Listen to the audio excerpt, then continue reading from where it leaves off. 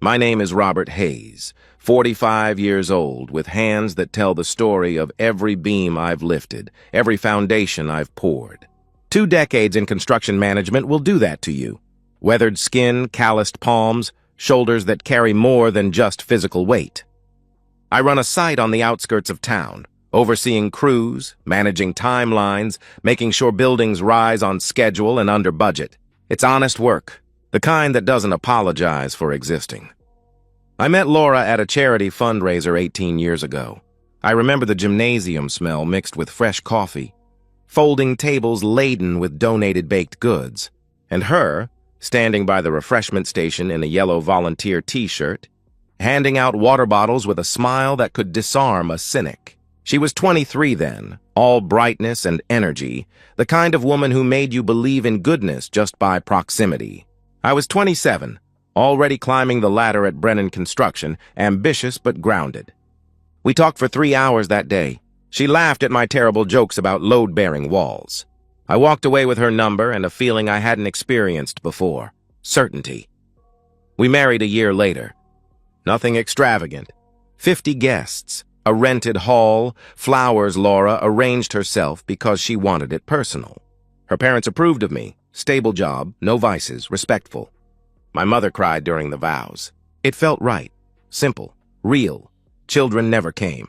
Laura said she wasn't ready at first, wanted to enjoy being married, wanted to travel. We took a few trips, Myrtle Beach, Nashville, once to Colorado. But the traveling tapered off, and the conversation about kids shifted from not yet to maybe my health isn't suited for it. She mentioned hormonal issues, irregular cycles, doctors who gave vague advice. I didn't push. Marriage is compromise, I told myself. We had time. We had each other. That was supposed to be enough. For 17 years, our life followed a comfortable rhythm. Laura managed the house, grocery shopping, cleaning, organizing, handling bills. I worked 50 to 60-hour weeks, ensuring our modest 2-story home in the Birchwood neighborhood stayed paid off early, ensuring our savings account grew steadily. We weren't wealthy, but we were secure. Friday nights meant takeout and a movie. Saturdays she'd garden while I handled repairs. Sundays we'd sleep in, quiet, predictable, safe. Passion had faded somewhere along the way. I couldn't pinpoint when exactly. Infrequent became infrequent, mechanical when it happened. We stopped talking about dreams and started talking about groceries, but I didn't think that was unusual. People settle, relationships mature. I believed we were content. I believed she was happy. I believed wrong. 4 months ago, the shift started, subtle at first. Laura began criticizing me more, little things that had never bothered her before. I left a coffee mug on the counter. I tracked dirt from my boots onto the kitchen floor. I didn't ask enough questions at dinner. I zoned out when she talked about her day. Each complaint came with an edge, a sharpness that felt disproportionate to the offense. Do you even care about this house, Robert? She snapped one evening, holding up the offending mug like evidence at a trial. I care, I said. I've just had a long day. You always have a long day, she shot back. I apologized. I tried to be more mindful.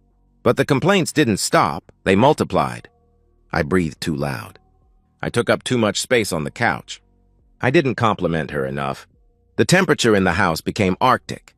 She stopped initiating any physical contact.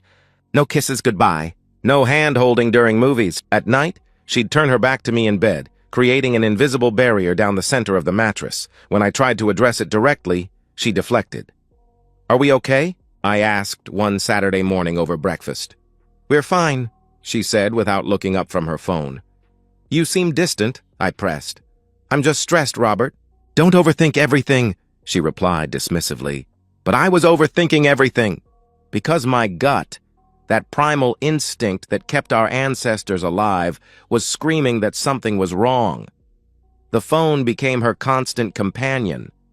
She carried it everywhere.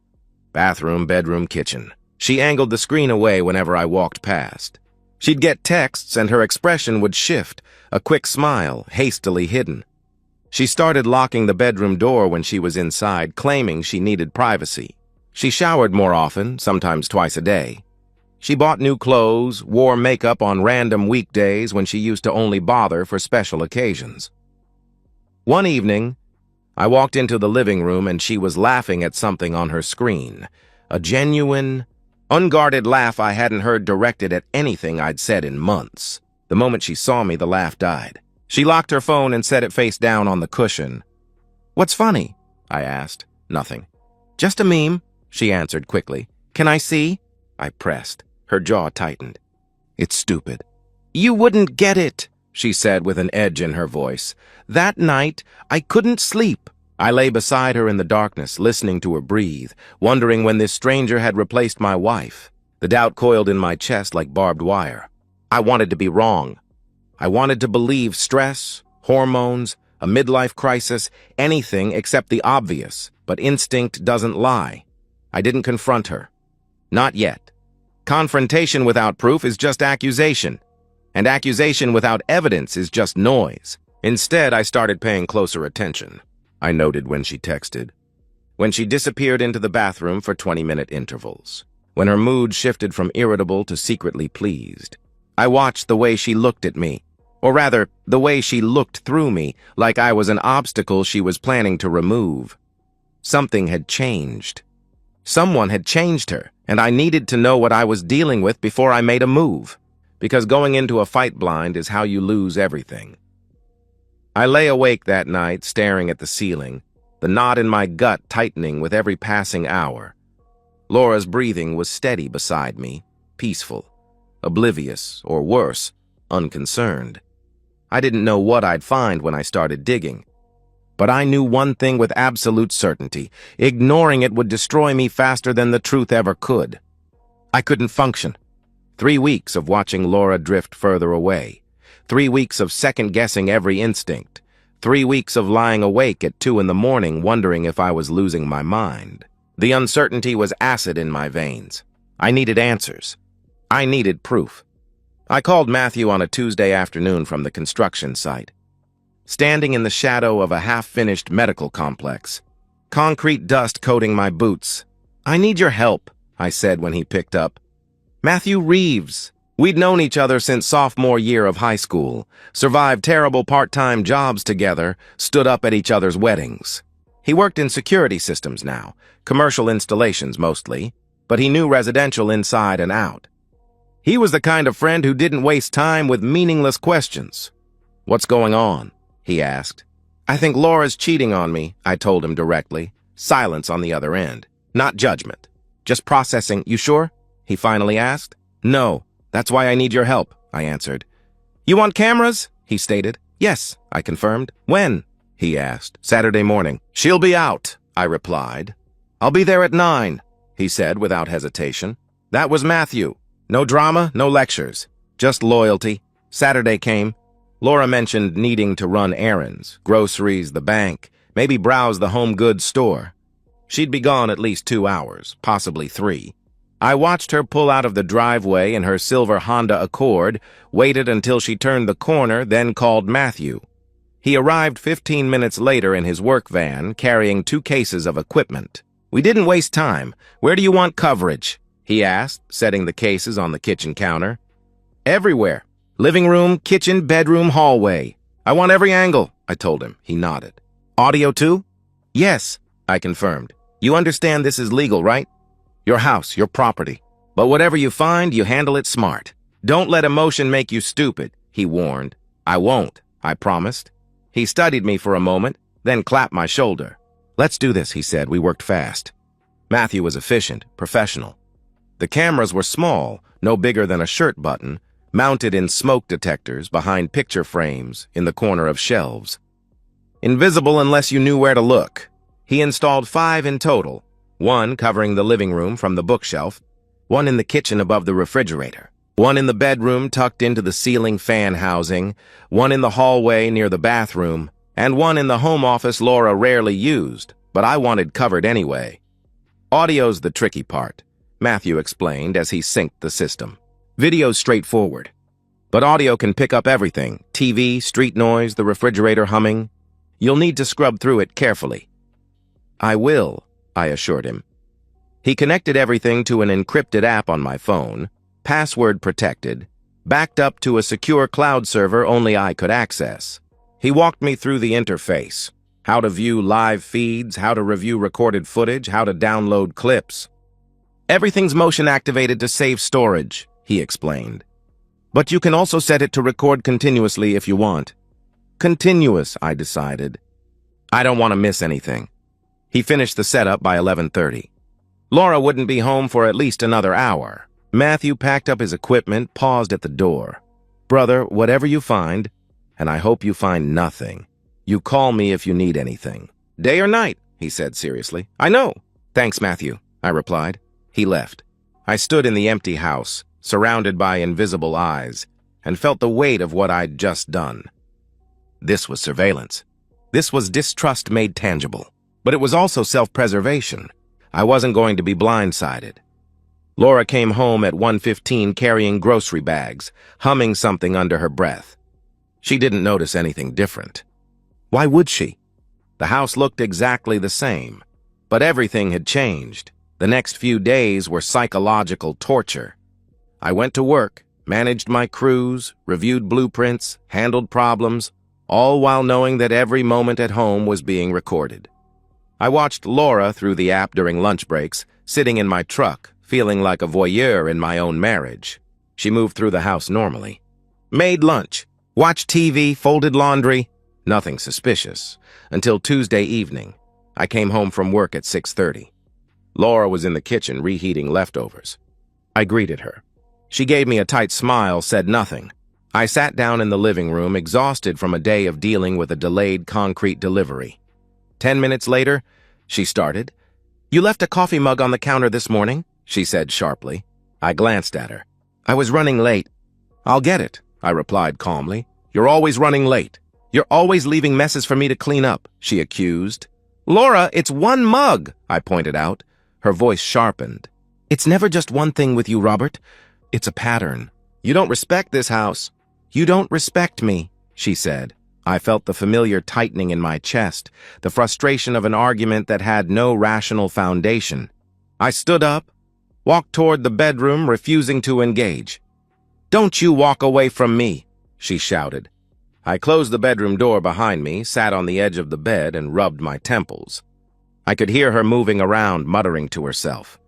Then, silence. I pulled out my phone, opened the camera app, and switched to the live feed. Laura was in the bathroom. Door locked, phone pressed to her ear. I turned up the volume on my earbuds. He's getting suspicious, she was saying, voice low but clear. He's watching me more. Asking questions. Silence as the other person responded. No, I'm handling it, Laura continued. It doesn't matter. We stick to the plan.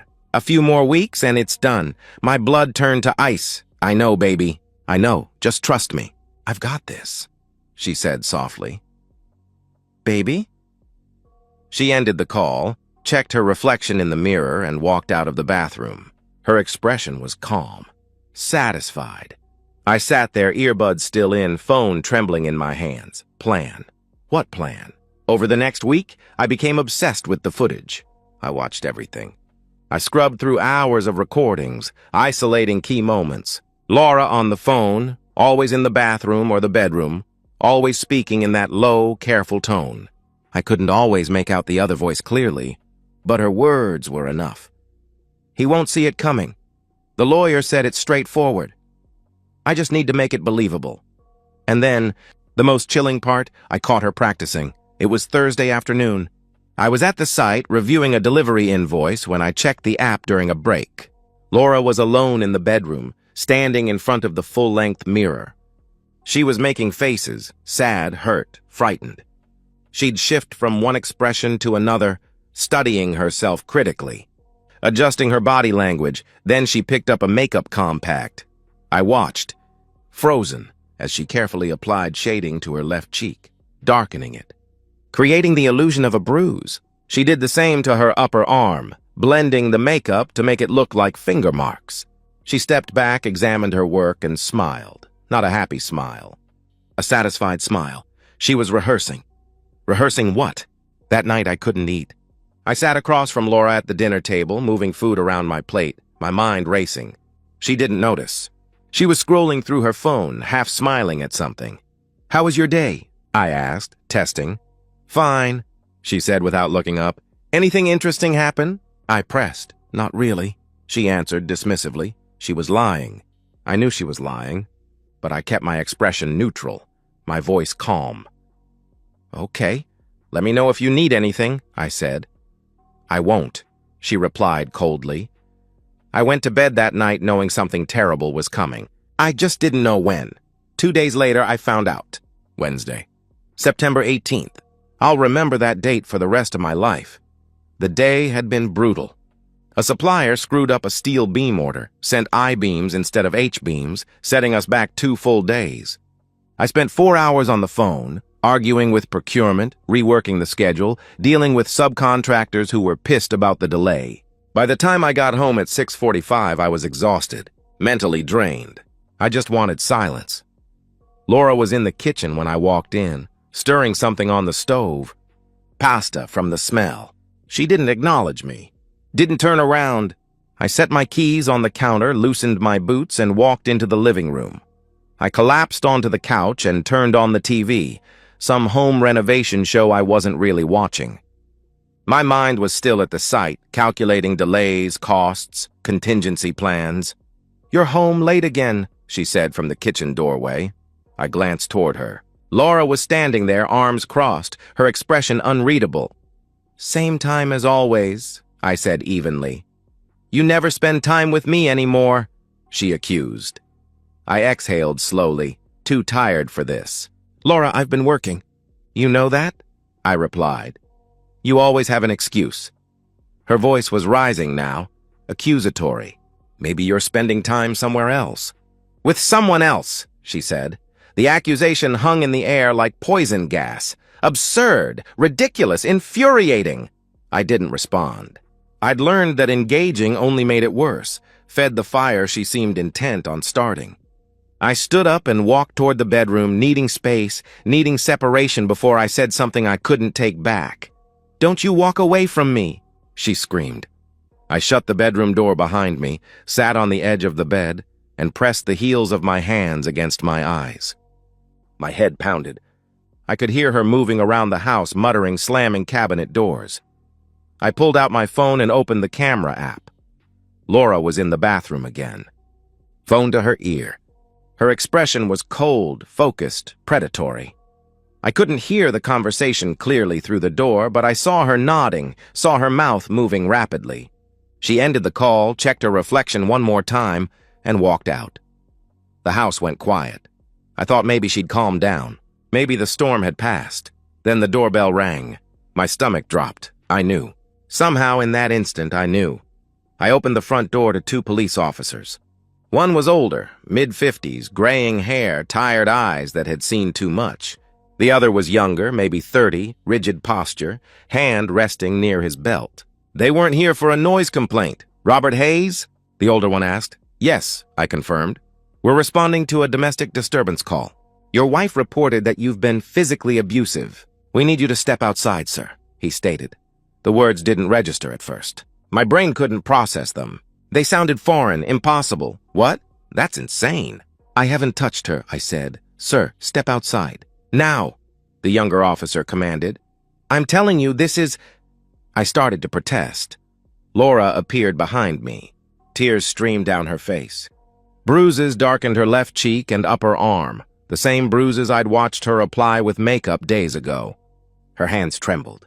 Her voice broke. Please, she sobbed. Just take him. I can't do this anymore. I'm so afraid. She was good. Better than good. Oscar-worthy. The shaking hands, the broken sobs, the way she flinched when I turned toward her. Every detail perfect, calculated. Practiced? The younger officer's expression hardened immediately. The older one looked at me with a mixture of pity and disgust. Turn around, Mr. Hayes, the older officer ordered. I did. The handcuffs clicked cold and tight around my wrists. They walked me down the driveway, past neighbors who'd come out to watch, their faces a mix of shock and judgment. Laura stood in the doorway, watching. For a split second, our eyes met. Hers were empty. No tears, no fear.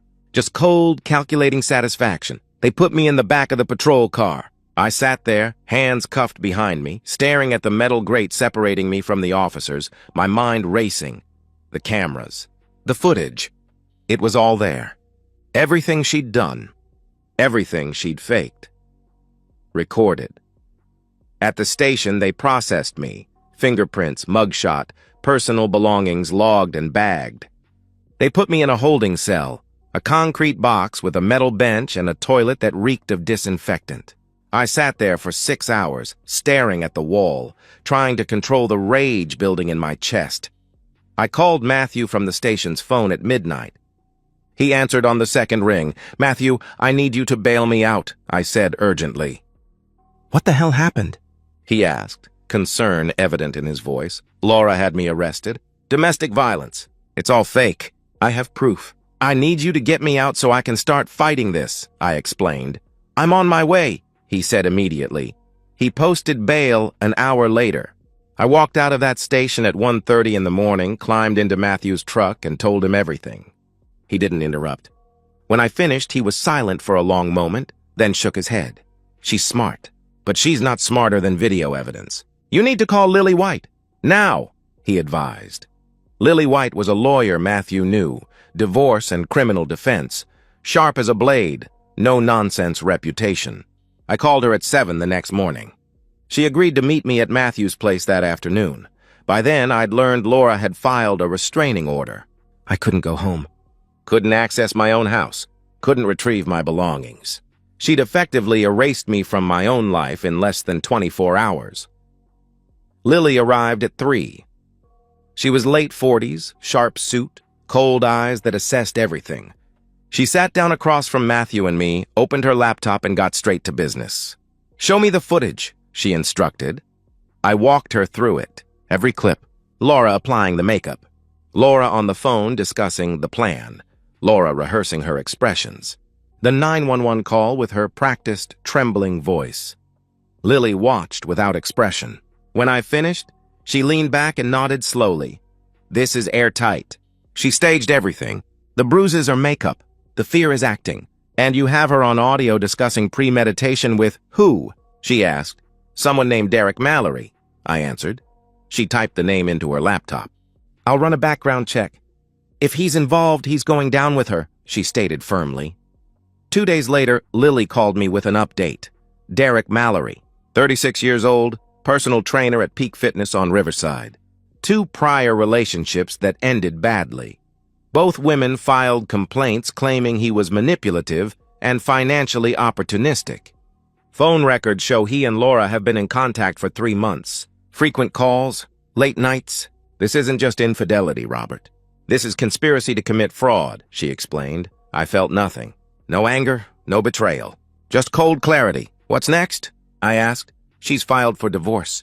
Wants the house. 70% of the savings, spousal support, and half your pension. We're going to bury her," she said with quiet confidence. Living at Matthew's place felt surreal, like I'd been dropped into someone else's life. I slept on his couch, a lumpy sectional that smelled faintly of beer and old leather. I woke up to the sound of his coffee maker gurgling, ate cereal from mismatched bowls, and spent my days navigating a reality I didn't recognize.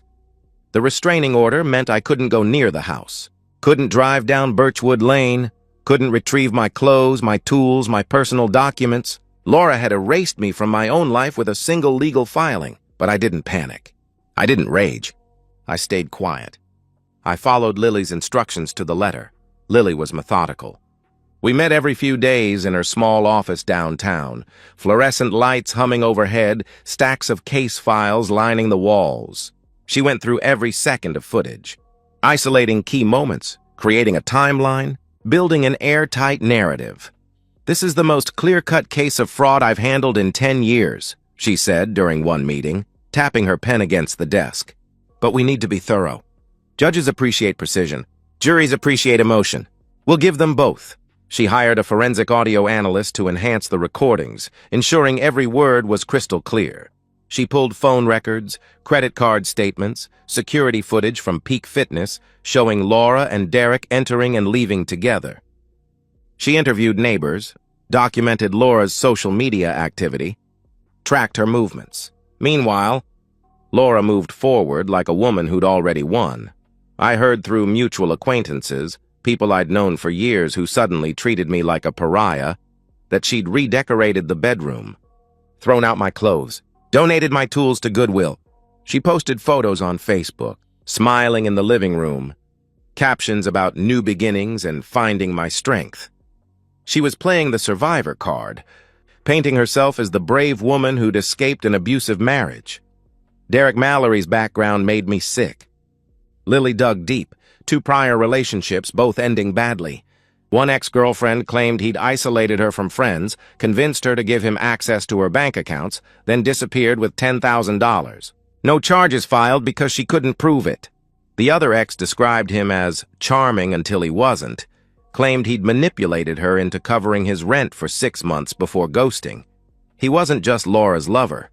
He was her co-conspirator, the one who'd helped her craft this plan. Phone records confirmed it. Messages between them going back 3 months. Derek: "You sure he won't suspect?" Laura: "He's clueless. Works all the time. Barely notices me." Derek: "When do we move?" Laura: "Soon. I need to set it up right. Make it believable." Derek: "How much are we talking?" Laura: "Enough for both of us to start over. Lily showed me the messages during one of our meetings. I read them twice, feeling nothing. Just cold calculation. They thought they were being careful," Lily said. "They weren't. The divorce filing was aggressive." Laura's lawyer, Gregory Hurst, a slick operator with a reputation for winning ugly, painted me as a controlling, abusive husband who'd financially isolated her. The narrative was detailed. Years of emotional manipulation, escalating to physical violence, a woman trapped in fear, finally finding the courage to escape. It was almost convincing, almost. "We need to be prepared for her to pivot," Lily warned. "She'll claim emotional distress. She'll say she was driven to desperation." Judges don't like surprises, but they hate being manipulated. We present the evidence cleanly, without theatrics. Let the footage speak for itself. I trusted her. I had no choice but to trust her. The waiting was the hardest part. Days bled into weeks. I went to work, kept my head down, avoided conversations. My co-workers knew something had happened. Whispers followed me across the site, but I didn't elaborate. Not yet. At night, alone on Matthew's couch, I watched the footage again. Not out of anger. Out of preparation. I memorized every detail, every inflection, every practice sob. I wanted to know her performance better than she did. Laura called me once during this period. I let it go to voicemail. Her voice was sweet, almost apologetic. "Robert, I know things got out of hand. Maybe we can talk, work something out before court. I don't want this to get ugly. Call me." I played it for Lily. She laughed bitterly. She's scared. She knows the court date is coming and she's trying to control the narrative. "Don't respond," she advised. I didn't. 2 days before the hearing, Lily called. "Everything's in order. We're presenting the footage first thing. Her lawyer doesn't know what's coming. We're going to blindside them," she said confidently. I felt a strange calm settle over me. Not satisfaction, not rage. Just clarity. For the first time in months, I knew exactly what was going to happen. Laura thought she'd orchestrated the perfect crime. She thought she was untouchable. She was wrong. The courtroom was smaller than I expected. Sterile. Fluorescent lights buzzed overhead, casting harsh shadows across worn wooden benches. The air smelled like old paper and floor wax. I sat beside Lily at the defendant's table, hands folded, breathing steady. Across the aisle, Laura sat with Gregory Hurst, her lawyer. He was mid-50s, expensive suit, practiced confidence. Laura wore a modest, pale blue dress, hair pulled back in a neat bun. She looked vulnerable, sympathetic, small. She glanced at me once, her expression carefully neutral, but I saw the satisfaction underneath. She thought this was a formality. She thought the restraining order, the police report, the bruises she'd shown the officers, she thought it was enough. Judge Marion Kepler entered. Silver hair, sharp eyes, no-nonsense demeanor. Lily had told me she was fair, thorough, not easily swayed by emotion. That worked in our favor. "All rise," the bailiff announced. We stood. Judge Kepler took her seat, reviewed the case file briefly, then looked up. "This is a hearing regarding a restraining order filed by Laura Hayes against Robert Hayes, as well as preliminary matters related to their divorce proceedings. Mr. Hurst, you may proceed," she stated. Hurst stood, smoothing his tie. He was good, polished. He presented Laura's case with practiced ease, years of alleged emotional abuse, escalating to physical violence, a woman trapped and afraid, finally finding the courage to leave. He introduced the police report, photos of Laura's bruises, the 911 call recording, character statements from acquaintances who claimed I was controlling and cold. It was a strong performance. Convincing. Then Lily stood. Your Honor, the defense would like to present video evidence that directly contradicts the plaintiff's claims, she announced. Hurst frowned. Your Honor, we weren't informed of any video evidence in discovery, he objected. Lily cut him off smoothly. The evidence was obtained legally from my client's own property, where he had every right to install security measures. We're providing it now in the interest of full transparency, she explained. Judge Kepler's eyes narrowed slightly. Proceed, she instructed. Lily set up the display screen. The courtroom fell silent. The first clip played. Laura in the bathroom, phone pressed to her ear, voice clear. He's getting suspicious, but it doesn't matter. We stick to the plan. A few more weeks, and it's done. Laura's face drained of color. The second clip. Laura in front of the bedroom mirror, practicing expressions. Sad. Hurt. Frightened. Then picking up a makeup compact, carefully applying shading to her arms and cheek, creating the illusion of bruises. She stepped back, examined her work, smiled with satisfaction. Hurst shifted in his seat. Laura stared at the screen, frozen. The third clip. Audio from the day before my arrest. Laura on the phone with Derek.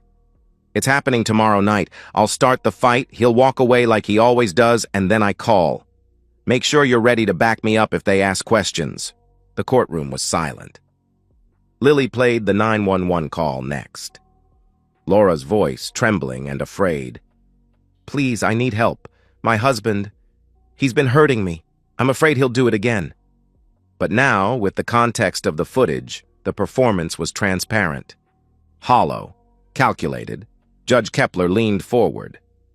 Ms. Hayes, do you have an explanation for this evidence? She asked directly. Hurst stood, stammering. Your Honor, I wasn't aware of... My client may have been under extreme emotional duress, he attempted. Extreme emotional duress doesn't involve premeditated fabrication of evidence, Mr. Hurst. Judge Kepler's voice was ice. She turned to Laura. Ms. Hayes, I'm asking you directly. Do you have an explanation? She repeated. Laura opened her mouth, closed it. Her hands trembled, not with fear this time, but with the realization that she'd been caught. She looked at Hurst desperately. He had nothing. Judge Kepler sat back, her expression hardening. This is one of the most disturbing cases of fraud and perjury I've encountered in 20 years on the bench. Ms. Hayes, you have not only falsely accused your husband of a serious crime, you've wasted the time and resources of law enforcement, this court, and endangered an innocent man's freedom and reputation, she stated firmly. She paused, letting the weight settle. The restraining order is dismissed. The divorce filing is dismissed with prejudice. All claims against Mr. Hayes are dismissed. Furthermore, I am referring this case to the district attorney for criminal charges. Fraud, perjury, filing a false police report, and conspiracy. I will also be recommending that Mr. Derek Mallory be investigated as a co-conspirator, she declared. Laura's face crumpled. Not with genuine emotion, but with the realization that she'd lost. Completely.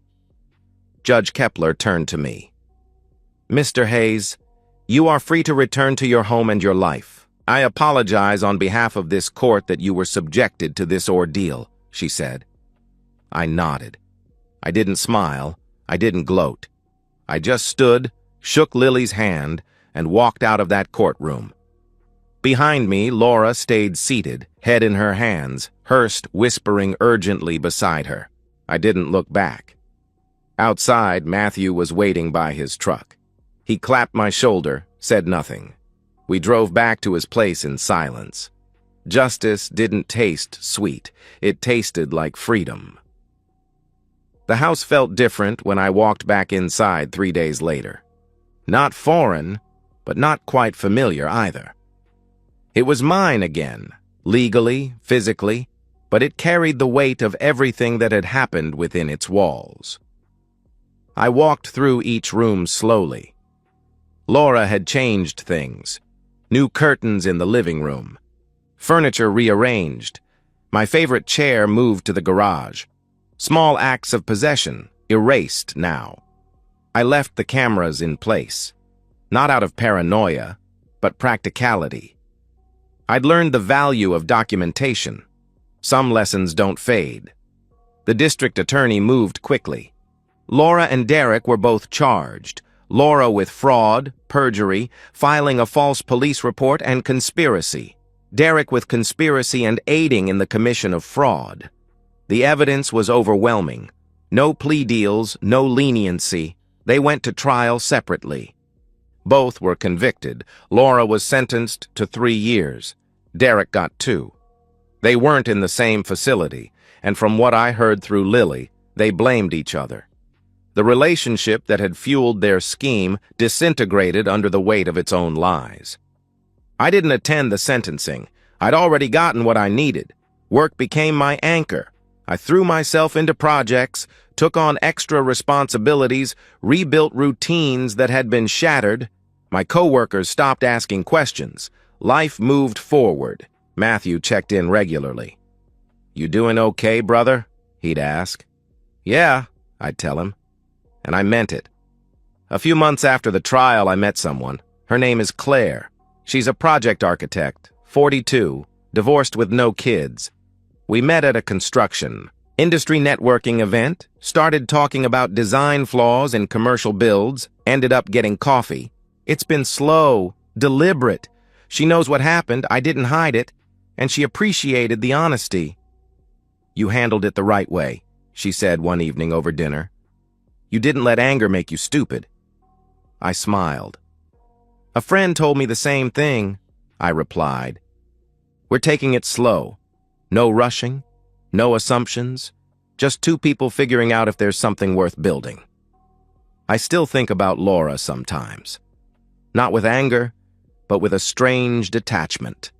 She gambled everything on a lie and lost. That's not my burden to carry anymore. The house is quiet now, peaceful. I've started making it mine again, repainted the bedroom a deep charcoal gray, replaced the furniture Laura had rearranged, brought my chair back in from the garage. Small changes. Personal touches. Erasing the remnants of a marriage that should have ended honestly, but instead collapsed into calculated betrayal. I reconnected with old friends I'd let drift during the marriage. Guys from the construction crew I used to grab beers with on Fridays. A couple from the neighborhood who'd always invited us to their summer barbecues. They'd heard what happened, small town word travels, but they didn't pry. They just welcomed me back. "Glad to have you around again, Rob," Tom from down the street said at his 4th of July cookout, handing me a beer. We always knew something was off about her. I didn't ask what he meant. It didn't matter anymore. The legal aftermath took months to fully resolve. Lily helped me file a civil suit against Laura for damages, legal fees, emotional distress, reputational harm. The judge awarded me a judgment of $75,000. Laura would be paying it off for years, assuming she found decent work after her release. I didn't care about the money. I cared about the principle. Actions have consequences. Derek's ex-girlfriends reached out through Lily, wanting to know if they could use my case as evidence for their own complaints. I agreed. Last I heard, one of them was pursuing charges. Derek's charm had finally run out. The cameras stayed up for 6 months after I moved back in. I checked them obsessively at first. Some paranoid part of my brain convinced Laura would somehow violate the no-contact order, show up at the house, cause more chaos. But she never did. Eventually, I stopped checking the feeds daily, then weekly. Then it all. Matthew came over one Saturday morning with his toolbox. "You ready?" he asked. "Yeah," I answered. "I'm ready." We took the cameras down together, every single one. I watched him pack them into his equipment cases and felt something loosen in my chest. The surveillance had saved me. But I didn't want to live that way anymore. Didn't want to watch and wait and document. I wanted to just live. "You did good, brother," Matthew said as he carried the last case to his van. "A lot of guys would have lost their minds. You kept your head." "I had help," I replied. He grinned. "Damn right you did," he said. "Claire and I have been seeing each other for 5 months now. She's different from Laura in every way that matters. She's direct, honest, asks questions instead of making assumptions. She has her own career, her own money, her own life. She doesn't need me to complete her, she chooses to be with me. That difference is everything. We took a weekend trip to the coast last month. Stayed in a small bed and breakfast, walked the beach at sunset, ate fresh seafood, talked about everything and nothing. On the last night, sitting on the balcony with wine and the sound of waves in the distance, she turned to me. "Do you think you'll ever trust someone completely again?" she asked. I considered the question. I don't know. Maybe. But trust is something you build, not something you give away. "I learned that the hard way," I answered honestly. She nodded. "That's fair. I can work with that," she replied. And she has. Slowly, carefully, we're building something. No rush, no pressure. Just two people who've been burned before, taking their time to make sure the foundation is solid. I still drive past the courthouse sometimes on my way to job sites. Can't help but glance at it. Remember that day in Judge Kepler's courtroom? The look on Laura's face when the footage played. The silence that followed. The justice that came swift and certain. People ask me if I regret the marriage. 18 years with someone who ultimately betrayed me so completely. Was it all wasted time? I don't think so. I learned what I don't want. I learned what red flags look like. I learned that instinct exists for a reason, and ignoring it is dangerous. I learned that documentation and preparation aren't paranoia, they're survival tools. I learned who my real friends are, and I learned that sometimes the foundation you build crumbles. But that doesn't mean you can't build again. You just build smarter, stronger, with better materials and a more honest blueprint. Sometimes, late at night, I sit on the back porch with a beer, watching the stars, and I think about the man I was before all this. Naive, maybe. Too trusting. Willing to ignore warning signs because confrontation felt harder than complacency. That man is gone. Not destroyed. Evolved. I'm harder now, but not bitter. Careful, but not closed off. Skeptical, but not cynical. I survived the lie. I reclaimed the truth. And now, I'm free to build something real. The construction site I manage is finishing up a new community center this month. 60,000 square feet, state-of-the-art facilities built on schedule and under budget. I walked through it yesterday with the project supervisor, inspecting the final details. Solid foundation. Clean lines. Every beam in its proper place. "Good work, Hayes," the supervisor said, clapping my shoulder. "This one's gonna stand for 50 years. I looked at the building, strong, well-built, made to last, and felt something like pride settle in my chest. "Yeah," I replied. "It will, because that's what you do when something falls apart. You clear the wreckage, assess the damage, and start building again. Not the same structure, something better. Something that can weather the storms you didn't see coming the first time. Life isn't perfect, but it's mine. Honest, real, built on truth instead of lies, and for the first time in a long time, that's enough." And so, we've reached the end of today's story. Was it what you expected, or did it take a twist you didn't see coming? I'm curious to hear your thoughts. Share them in the comments below, and let's get a conversation going. If this story kept you hooked, make sure to hit that like button. And if you're new here or just haven't subscribed yet, now's the perfect time to join our community. I bring you fresh, captivating stories every day, so click that subscribe button and turn on notifications so you never miss out. Thanks for watching, and I'll see you in the next one.